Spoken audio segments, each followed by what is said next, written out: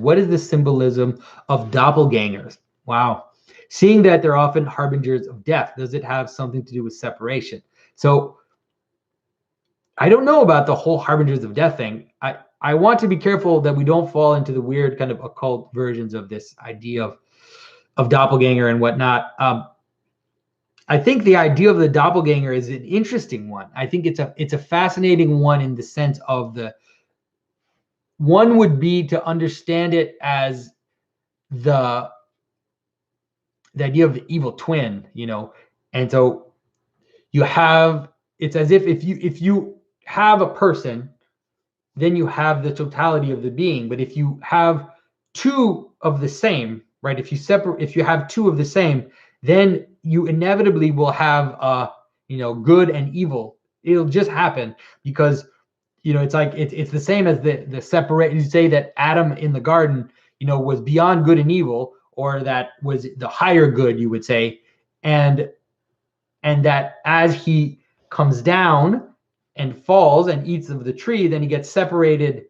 Good and evil become these appear as these two separate things, as these kind of appear to him as these two realities that are fighting each other. And so I think that in the whole symbolism of the twin, the identical twin, and you see that in popular tropes.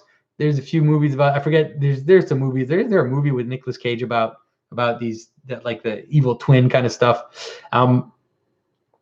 And so the other possibility also of the idea of the doppelganger is also the difficulty of seeing yourself from a remove.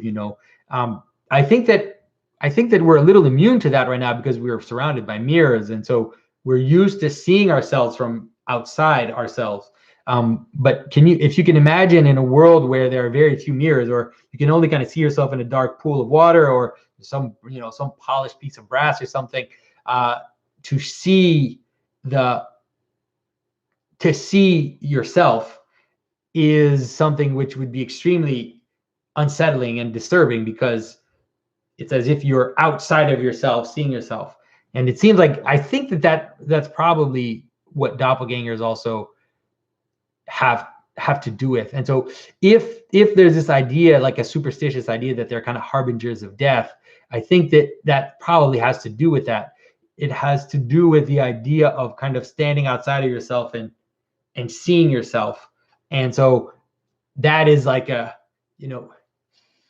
when you see something from the outside, or when you see the totality of something from the outside, it's not a living experience of something, right? It's like an outside thing that you're analyzing.